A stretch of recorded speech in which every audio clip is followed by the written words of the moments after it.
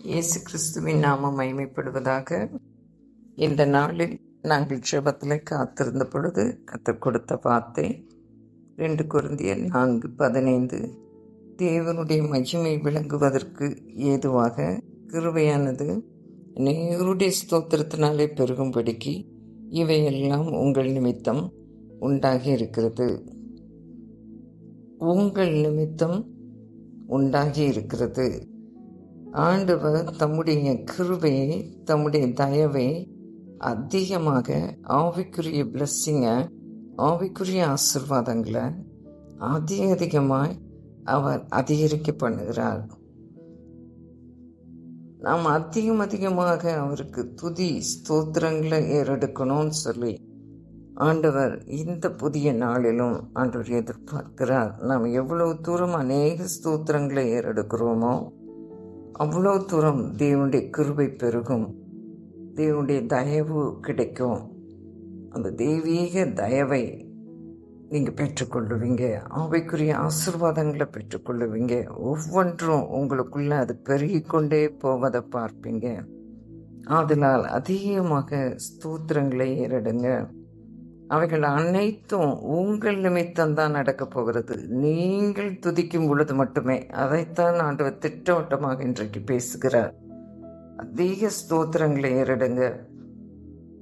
இந்த புதிய நாளிலும் கூட அதிக கிருபை உங்களுக்கு வேண்டுமென்றால் அதிகமாய் உங்கள் வாயை விரிவாய் திறந்து ஸ்தோத்திரங்களை எல்லா நாட்களும் நீங்க அதிகரிக்க பண்ணிக்கொண்டே இருக்க வேண்டும் என்று கர்த்தர் சொல்லுகிறார்.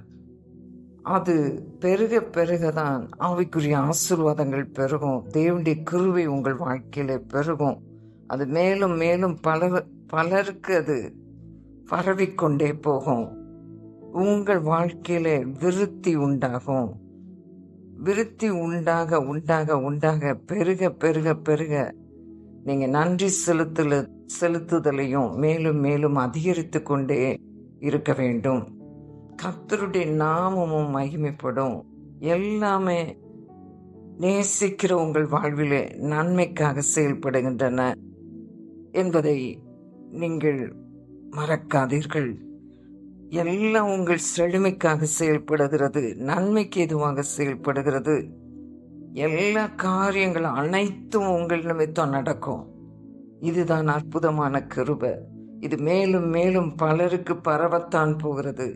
இதன் விளைவாக கர்த்தருக்கு இன்னும் இயேசு கிறிஸ்துவின் நாமத்திற்கு அதிகமான பாராட்டுகள் உண்டாக போகிறது. அதிகமாக மகிமை வெளிப்பட போகிறது.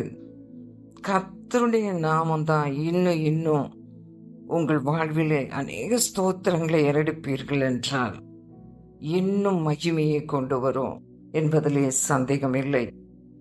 நாம் இப்பொழுது இந்த வார்த்தைக்காக நாம் ஸ்தோத்திரங்களை ஏறெடுப்போமா?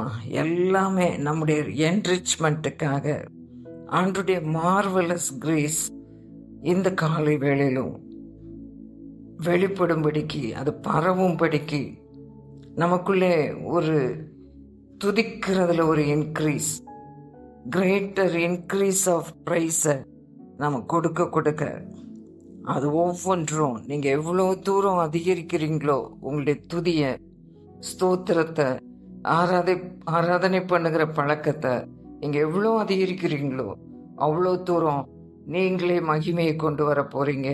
ஆண்டவருடைய நாமம் அதிகமாக, அது புகழுக்குரிய நாமம், அது பாராட்டுக்குரிய நாமம், மேன்மையாய் உயர்த்தப்பட வேண்டிய நாமம்.